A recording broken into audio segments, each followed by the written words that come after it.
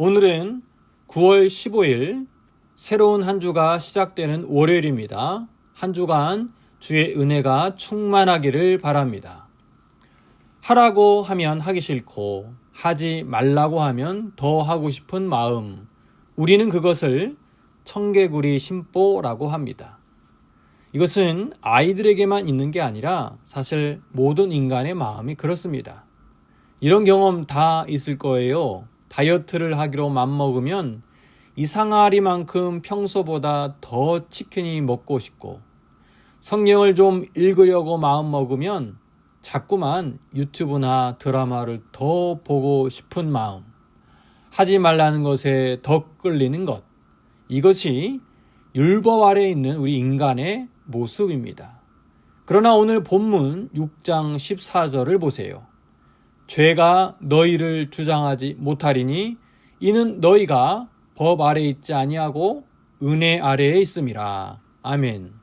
성경은 우리에게 더 이상 법 아래에 있지 않고 은혜 아래에 있다고 선포합니다.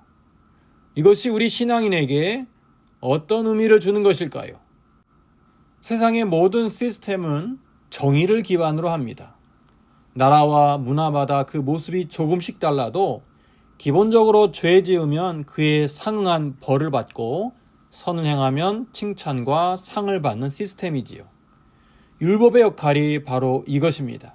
율법은 우리가 죄인임을 드러내고 우리에게 죄의 싹시 사망임을 알게 합니다. 이 점에서 바울은 율법 자체가 거룩하고 의로우며 선한 것이라고 말하지요. 하지만 율법의 한계는 분명합니다. 우리를 죄에서 벗어나게 할 힘이 없다는 것입니다. 율법은 단지 우리가 죄에 묶여있음을 깨닫게 하지 그 죄라는 감옥에서 우리를 꺼내줄 힘은 없습니다. 오히려 죄의 감옥에서 스스로 나는 왜 이 모양이지? 라며 죄책감과 자괴감을 줄 뿐입니다. 그런데 여기서 기가 막힌 반전이 일어나지요. 은혜의 시대가 열린 것입니다. 하나님은 은혜라는 선물 우리에게 주시며 너가 어떠한 모습이든 괜찮아. 너의 죄를 내가 다 가져갈게. 이제 너는 더 이상 죄의 노예가 아니야. 라고 말씀해 주십니다.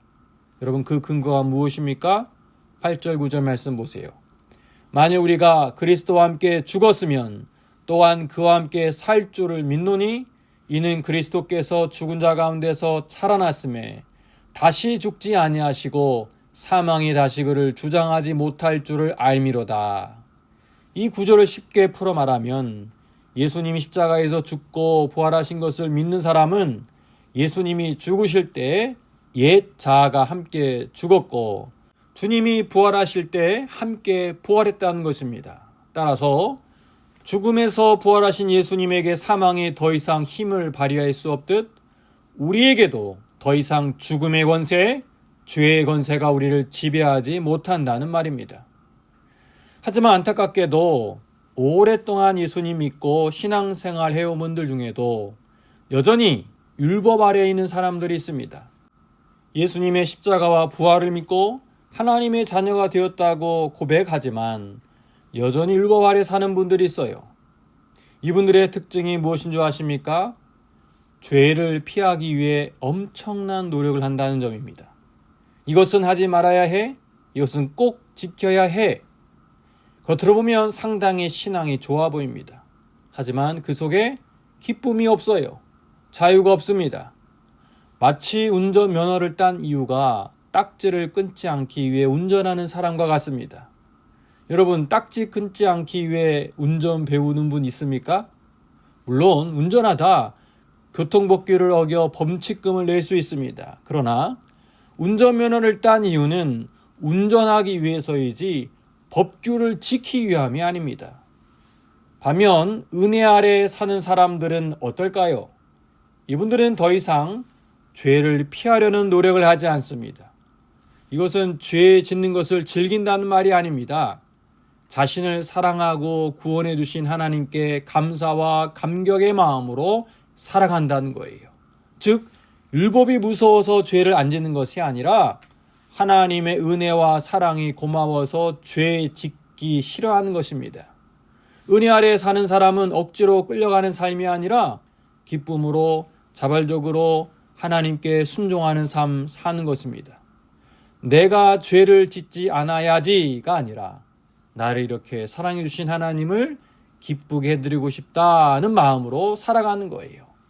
해야 한다의 삶이 아니라 하고 싶다의 삶이지요. 마음 깊은 곳에 우러나오는 기쁨으로 하나님을 섬깁니다. 우리가 살아가는 세상은 분명 정의와 규칙이 필요합니다. 또한 신앙 공동체의 질서와 평화를 위해 신앙인에게도 지켜야 할 규범과 교회법이 있습니다.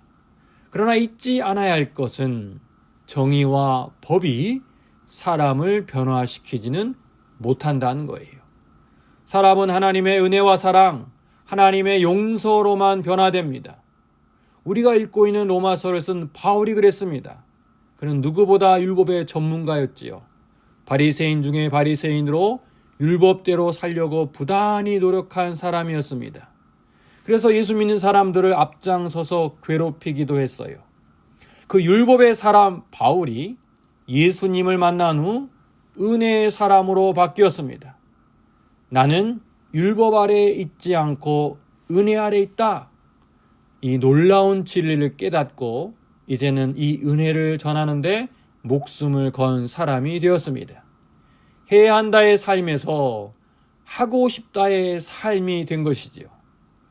여러분, 여러분의 영적 핸들을 누가 잡고 계십니까? 난 이렇게 살아야 해. 내가 이렇게 봉사해야만 해. 이런 식으로 율법의 부담감이 여러분의 핸들을 잡고 있지 않습니까? 이제 그 핸들을 과감하게 내려놓으세요. 그리고 우리를 무조건적으로 사랑하고 용서하시는 하나님의 은혜가 우리의 삶의 핸들을 붙잡도록 맡기시기 바랍니다. 죄의 권세가 우리를 자꾸 올가매려 할 때 14절 말씀 기억하세요. 죄는 더 이상 나를 주장하지 못해. 나는 법 아래 있지 않고 하나님의 은혜 아래 있어. 여러분, 이 고백이 우리의 삶에 참 자유를 줍니다. 새롭게 시작하는 한 주, 하나님의 은혜 아래 사는 사람답게 은혜와 사랑을 나누는 복된 삶이 되길 주님의 이름으로 권면합니다. 하나님, 우리는 예수 십자가의 죽음과 부활로 법 아래 있지 않고 은혜 아래 살아갑니다. 하나님의 한없는 은혜가 우리의 삶에 흘러 넘치게 하옵소서. 우리 또한 은혜로운 사람 되게 하옵소서. 사랑과 용서와 나눔의 기쁨이 얼마나 큰지 깨닫게 하옵소서. 예수님의 이름으로 간절히 기도드립니다. 아멘.